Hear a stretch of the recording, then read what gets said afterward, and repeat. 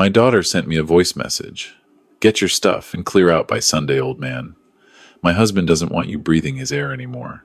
I just laughed quietly in my workshop, knowing that by the time Sunday rolled around, they'd be the ones with nowhere to go. 3 weeks later, they were sleeping in their car in a Walmart parking lot, and I was on a porch in another state watching the sun come up over the Smoky Mountains. Before I get into how all this unfolded, do me a favor and hit that subscribe button and drop a comment telling me where you're listening from and what time it is. I read every single one. My name is Walter Hennessy. I'm 69 years old, and until 8 months ago, I lived in a 3-bedroom craftsman bungalow at 412 Beachwood Lane in Asheville, North Carolina. Spent 41 years as a structural engineer, the last 20 of those running my own firm, before I sold it to my 2 senior partners in 2019. Always thought I had a pretty good read on people. You don't survive 4 decades in construction without learning to spot a load-bearing lie from a cosmetic one. Turns out, the one person I couldn't read was sitting at my own kitchen table. The house on Beachwood was nothing fancy. Bought it back in 2003 for $238,000. Watched it climb to just under $590,000 by last spring. River rock fireplace, original oak floors, a wraparound porch where I used to drink coffee every morning and listen to the wood thrushes. I built a workshop out back the year my wife Eleanor passed, 2014. Spent 2 summers framing it myself. Hand-cut every rafter. That workshop saved my life, that first year of widowhood. When grief hollowed me out, I'd go out there and turn raw walnut into rocking chairs and cradle pieces. Patience, precision, and the right kind of pressure at the right time. That's what woodworking teaches you. That's also, as it turned out, how I'd eventually handle my own daughter. My daughter Marisa was 36 last year. Sweet kid growing up, the kind who'd save bees out of the swimming pool and cry over wilted flowers. She got her mother's laugh, the same crinkle around the eyes. After Eleanor died, Marisa and I leaned on each other hard. She was 25 then, working at a graphic design firm in Charlotte. We talked every Sunday for an hour. I drove down to see her once a month. For about 6 years, the 2 of us were a small but solid team. Then she met Brennan at some art fair in Greenville. Brennan Coyle, 39 now, the kind of man who introduces himself with a handshake too firm and eye contact that lasts a beat too long. He told me, the very first time we met, that he was an entrepreneur. I asked what kind. He said, all kinds. 40 years in business, and I've learned that all kinds usually means none yet. But Marisa was glowing, so I smiled and bought him a beer. They married 18 months later in a ceremony Brennan insisted on planning himself. He chose a vineyard outside Hendersonville, ran up a tab of about $34,000, and let me know 2 weeks before the date that he was a little short and could I help cover the venue. I covered it. I told myself it was a wedding gift. I told myself a lot of things back then. Marisa got pregnant about 8 months after the wedding. Lost the baby at 14 weeks. Real loss, the kind that breaks a person open. I drove down to Charlotte and stayed with them for 10 days. Brennan disappeared for most of it, said he had business meetings. I held my daughter while she cried, made her soup, sat with her in silence. When I left, Brennan walked me to the car and said, Walter, between you and me, the apartment's getting tight on us. The medical bills hit hard. Marisa's been talking about Asheville, about being closer to family, about maybe just for a little while. I drove home and made up the guest room. They moved in the following month. That was 4 years and 7 months ago. The first 6 months were fine. Marisa was healing. Brennan was supposedly building a consulting practice out of my dining room. He'd sit there in a polo shirt with a Bluetooth headset wedged in his ear, talking loud about deal flow and runway. I'd come down for breakfast, and he'd hold up a finger like I was interrupting a deposition. My own kitchen. By month 9, I started noticing that the consulting practice didn't seem to have any clients. Brennan had a lot of irons in the fire, as he liked to say. He never once put $1 into the household. Marisa got a remote job doing freelance design, pulling in maybe $42,000 a year. Brennan's income was, by his own accounting at tax time, $0. They drove a 2022 Lincoln Navigator I had co-signed for, payment of $811 a month. They ate out 4 nights a week. Brennan bought himself a Peloton, a $4,000 espresso machine, and a set of golf clubs that lived in my garage and never left it. Their lifestyle ran somewhere around $7,200 a month, against an income of roughly $3,500 net. The difference was me, and they both knew it, and after about year 2, neither of them bothered pretending otherwise. Brennan started in on the small stuff first. Comments at dinner about how I still wrote checks like it was $1,985, how my truck smelled like an old dog, how the workshop was kind of an eyesore from the kitchen window, no offense. Always with a little laugh after, like it was just teasing. Marisa would chuckle along, then catch my eye and look away. That's the part that hurt. Not Brennan. I never expected anything from him. But my daughter, the same girl who used to climb on my back so I could carry her to bed, learning to look away. By year 3, the comments had gotten sharper and Marisa had stopped looking away because she'd stopped noticing. Brennan would talk about me at the dinner table like I wasn't sitting 3 feet from him. Walter's slowing down. Walter shouldn't be on a ladder anymore. Walter should think about what happens if he falls in that workshop and nobody finds him for 2 days. Always wrapped in concern. Always with that performance of caring that I'd come to recognize as the language of people who are sizing up your estate.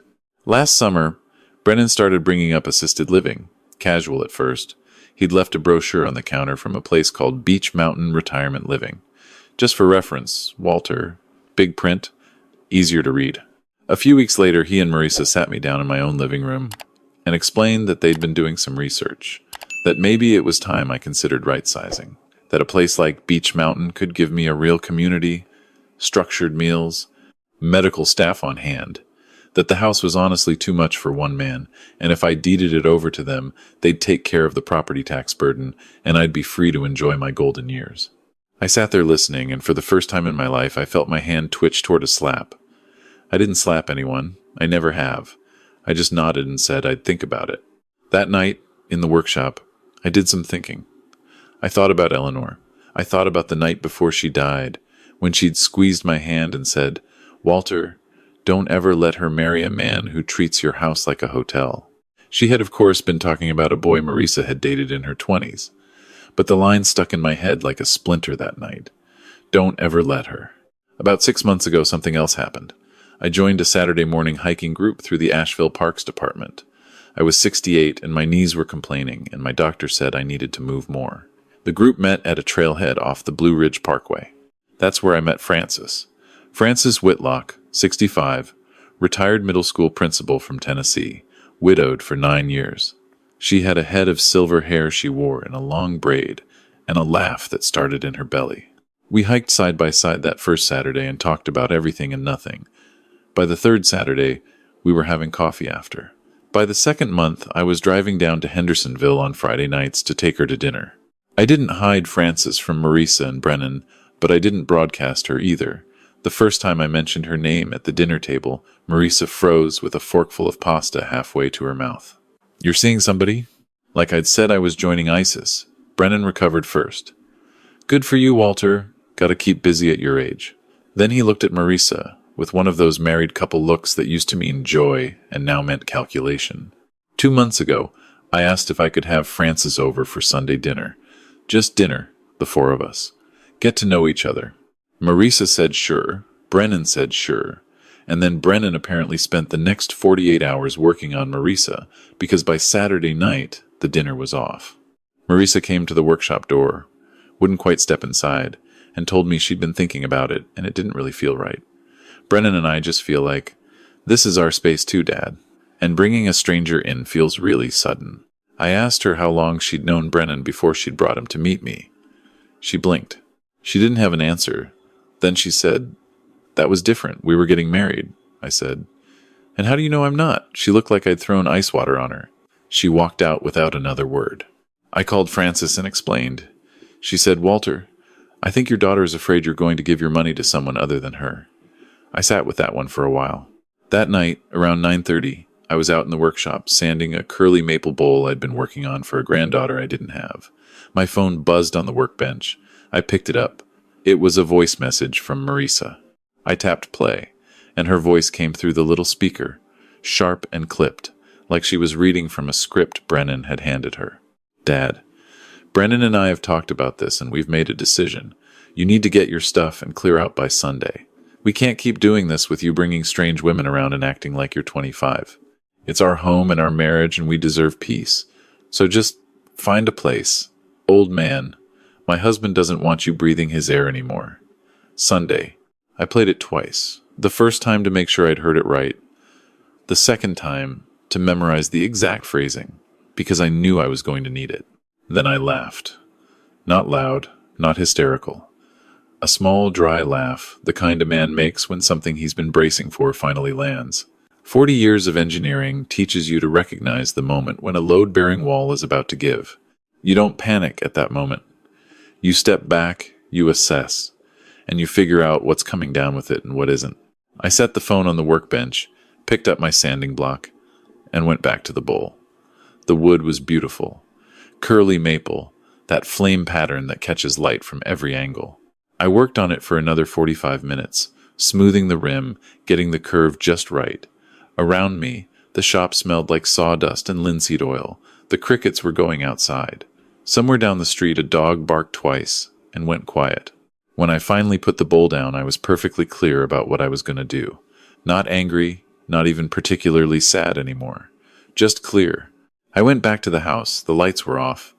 Marisa and Brennan had gone to bed in the master suite, the one I'd given them 3 years ago when Marisa complained about the closet space in the guest room. I walked past their door to the smallest bedroom, the one I'd been sleeping in, and I opened my laptop. I logged into my secure cloud folder. 3 years ago, after the first time Brennan had floated the idea of estate planning together, I'd done something quiet. I'd called my old attorney, Doug Shelby, a man I'd worked with on commercial property contracts since the late 90s. Doug had updated my will, my living trust, my power of attorney. He'd made absolutely sure that the deed to 412 Beachwood Lane was clean and clear. Walter Hennessy, sole owner. Property taxes, sole payer. Utilities, sole payer. Homeowner's insurance, sole policyholder. Marisa was my beneficiary on most of it, but she had no current claim to anything while I was still breathing. Brennan had no claim ever. Doug had also drawn up the cosigner documents on the Lincoln Navigator with a specific clause I'd insisted on. I could withdraw my guarantee with 30 days written notice under material change in family relationship. Doug had raised an eyebrow when I asked for that clause. I'd said, "Belt and suspenders, Doug." He'd nodded and put it in. I spent about an hour reviewing everything. By the time I closed the laptop, I had a list. 8 items, 8 moves. I was going to make them in a specific order over a specific span of days. And when I was done, I was going to disappear from Beachwood Lane, the way water disappears from a glass when you tip it. Slowly, completely, leaving nothing behind. The next morning at 6:15, I made coffee. Brennan came down at 7, 40 inches his boxers and a Tar Heels shirt.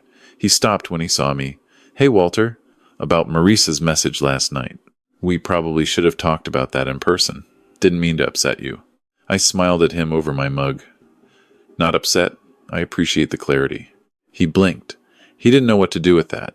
He'd been expecting tears or a fight, something he could leverage. He got a smile and a nod, and it threw him off balance. He poured himself coffee from my pot, in my kitchen, and he said, "So, you're cool? You're going to find a place?" "I'm working on it," I said. That afternoon I drove to Doug Shelby's office. Doug was 71 now, semi-retired, but he still kept hours 3 days a week in a converted Victorian downtown. He met me in his back office, the one with the view of the maple tree he'd been telling me about since 2001. I told him the situation. I let him hear the voice message. He listened to the whole thing, then leaned back in his chair and said, "Walter, what do you want?" "I want them out of my house. I want to sell the house. I want my name off that car loan. I want to not be in Asheville anymore. And I want all of it to happen so fast they don't have time to react until it's already done." Doug nodded slowly. "We can do all of that. The eviction's the slowest piece. North Carolina, no written lease. You're looking at a 10-day notice to quit. Then if they don't go, summary ejectment in magistrate court. Could be 3 to 4 weeks total. Everything else moves faster."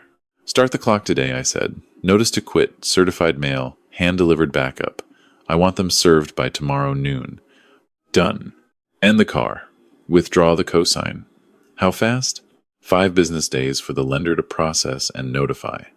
Then they have to either find a new cosigner, refinance solo, pay it off, or surrender the vehicle. "Surrender the vehicle is what's going to happen," I said. He's got no income on paper. She doesn't make enough. Doug made a note. What else? I want the house listed. Cash buyers preferred. Quick close. I'll take a haircut on price for speed. I know an agent. She moves fast. She'll have it on the market in 72 hours. I drove home as the sun was setting over the Pisgah Ridge. The sky was that deep October orange. I felt lighter than I'd felt in 5 years. Not happy exactly. Lighter. The certified letter arrived the next day at 11:47 a.m. I was at Frances's house, drinking tea and helping her repot a Christmas cactus. My phone started buzzing at 11:58. By the time I looked at it, I had 9 missed calls from Marisa and 4 from Brennan. I let it ring. Frances looked at me over her glasses and said, "You doing all right, Walter?" I said, "I'm doing better than all right. I'm finally doing the right thing." That evening, I picked up the phone when Marisa called for the 11th time. Her voice was already raw. "Dad, what is this? What is this letter?" "It's exactly what it looks like, sweetheart. Notice to vacate. You have 10 days. Dad, you can't just... I sent that voice message. I was upset. I didn't mean clear out, clear out. I meant we needed space. You know I didn't. I think you meant exactly what you said, and I'm responding to it." Brennan is freaking out. He says, "We have rights. We've lived here 4 years. We have tenant rights. You can absolutely talk to a lawyer about that. I've talked to mine. He's not concerned. There's no lease. You've never paid rent. You're guests, and I'm withdrawing the invitation. Florida and North Carolina handle this almost identically, sweetheart. It's a clean process." "Dad, please, where are we supposed to go? You make about $42,000 a year. Brennan makes nothing. There are apartments in West Asheville for $1,300 a month. You can afford one of those if Brennan stops pretending he's a consultant and goes and gets a job. I hear UPS is hiring." Brennan got on the phone. Walter, listen to me. This is overreach. You're overreaching. We can sit down and have a conversation like adults." "We had 4 years to have conversations like adults, Brennan. You spent them telling me my truck smelled like a dog. The conversation portion of our relationship is over. The legal portion is just beginning. Have a good night." I hung up. The next 8 days were a slow-motion freight train. The real estate agent Doug had recommended, a sharp woman named Camille Boudreau, came out the day after the notice was served. She walked the house with me, ignoring Marisa and Brennan, who were huddled in the master suite with the door closed, pretending we weren't there. Camille listed it that Friday at $584,000. By Sunday, she had 3 offers. By Tuesday, I'd accepted one for $578,000 cash from a couple relocating from Atlanta, a pediatric oncologist and his husband, who wanted to close in 21 days. Wednesday morning, the lender called Brennan. I know this because I could hear him yelling in the master suite from 2 rooms away. The navigator was being called due. $46,000 and change in remaining balance, plus penalties, plus interest. Pay in full, find a cosigner who could qualify, refinance solo, or surrender the vehicle. He had 14 days. That afternoon, I started loading my truck. Boxes of clothes, my tools, my woodworking books, Eleanor's old sewing machine that I'd kept all these years even though I couldn't sew a button. I made trip after trip out to a storage unit I'd rented in West Asheville. Marisa came out to the driveway on the 3rd trip. Her eyes were swollen. "Dad, you're really doing this?" "I'm really doing this." "The car." They called Brennan about the car. "I'm aware." "Dad, he's going to lose the car. We can't get to anything without the car." "He never paid $1 on that car, sweetheart. I paid the down payment. I co-signed the note. He drove it like he owned it. He didn't. Now he doesn't drive it at all. There's bus service in Asheville." "You're being cruel." I set the box I was carrying down on the tailgate of my truck. I turned and looked at her, really looked, for the first time in a long time. My daughter, the girl who used to bring me dandelions she thought were roses. Standing in my driveway, calling me cruel because I wouldn't keep paying for the car her husband used to drive to the country club for golf lessons he billed to my credit card. "Marisa, listen to me carefully. I love you. I have always loved you. I will always love you, and I am done, today, right now, being your wallet. If that's cruelty to you, then your definition of cruelty has gotten very strange and very convenient. Cruelty is what you said in that voice message. What I'm doing is just consequence." She started crying. I didn't move toward her. 6 months ago, A year ago, I would have. I would have hugged her and felt my resolve dissolve. That night, I would have called Doug and said, slow it down, give them another month. But I'd done that move so many times over the last 4 years that it had worn a groove in me. I wasn't going to step in that groove again. I picked the box back up and put it in the truck. 11 days after the notice, 2 days before the eviction hearing was scheduled, Brennan came at me in the kitchen. He'd been drinking. He's not a large man, but he's a loud one, and he stood about a foot from my face and started in on me. How I was an old man, how I was a coward, how Eleanor would be ashamed of me, how he was going to make sure I never saw Marisa again. I let him talk. When he was done, I said, Brennan, I want you to look out the kitchen window. He looked. Camille's contractor was out there putting the sold sign over the for sale sign. That sold yesterday, I said. Closes in 19 days. The new owners take possession the day after. You will be out by then, or the sheriff will help you out. I'm not going to threaten you. I'm not going to fight you. I'm just going to let the calendar do its work. Now please get out of my kitchen. He stared at me for a long second, and I saw something in his eyes that surprised me. Fear. Real, plain fear. Underneath all that swagger, this was a man who had no income, no assets, no plan, and a sugar daddy who had just turned off the tap. He turned around and walked out of the kitchen. He left the house 20 minutes later with the keys to the Lincoln. I watched him drive away, and I knew he was driving it to a buddy's house to try to hide it from the repossession agent. It wouldn't work. The repo company had a tracker order on the VIN. They picked it up out of his friend's driveway 4 days later at 3 a.m. The eviction hearing was actually never held, because Marisa and Brennan moved out the night before. They left the house in rough shape. Holes punched in 2 walls of the master bedroom, that was Brennan. A long key scratched down the hood of my truck. That was also Brennan, I assume. A handwritten note on the kitchen island in Marisa's looping cursive. I hope you're proud of yourself. I had the holes patched and the truck repainted. The closing went through 12 days later. I walked out of Camille's office with a check for $491,000 in change after the mortgage payoff and the closing costs and the agent's commission. I deposited it that afternoon. I didn't move to Florida like the man in the story you've probably already heard. I went the other direction. I bought a small log cabin on 3 wooded acres outside Sevierville, Tennessee, on the Tennessee side of the Smokies, for $329,000 cash. 2 bedrooms, a screen porch facing east, a creek running along the back of the property loud enough to put you to sleep. There was a detached garage I converted into a new workshop in about 6 weeks. I drove Frances up to see it the second weekend. She walked the property in her hiking boots, came back to the porch, sat down next to me and said, Walter, I could be very happy here. I said, that's the idea. She moved her things up 6 weeks after that. We're not married, we're not in any hurry. We make breakfast together most mornings and go to bed together most nights, and we are, both of us, more peaceful than we've been in a long time. I heard from Marisa about 3 months after I left Asheville. A text. Brennan and I separated. I'm staying with a friend in Charlotte. I don't expect anything. I just wanted you to know. I read it. I waited a day. I wrote back. I'm glad you're safe. I hope you're taking care of yourself. I didn't ask any other questions. I didn't offer anything. She wrote back, thank you, Dad. A month after that, another text. I got a job at a marketing agency, full-time, benefits.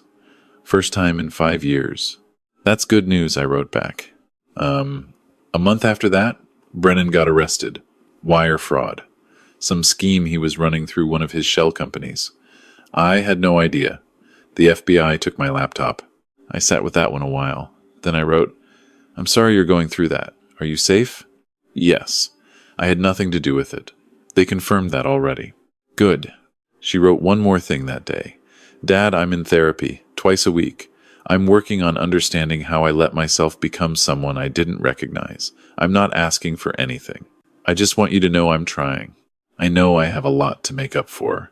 I know it might take years. I know it might be too late. I'm trying anyway. I read that text out on the porch with Frances. I read it 3 times. Then I wrote back, Marisa, I love you. Keep doing the work. We can talk again someday. Not today, but someday. I'm proud of you for starting. She wrote, thank you, Dad. I'll wait. That was 4 months ago. We've exchanged a few short messages since. Birthdays. Thanksgiving. Nothing heavy. I don't know yet if there's a road back to a real relationship between us. Maybe there is. Maybe in a year or two we'll meet for coffee somewhere neutral and start over slow. Maybe she'll keep doing the work and become someone I want to know again. Maybe she won't. Either way is okay with me now, and that's the thing I want anyone watching this to really hear. The day my daughter sent me that voice message telling me to clear out, I thought my heart was going to break. It didn't break. It just finally stopped trying to hold up a building that had been condemned for years. There's a peace that comes from setting down a weight you didn't even know you were carrying. There's a freedom in finally believing, at 69, that you are allowed to choose yourself.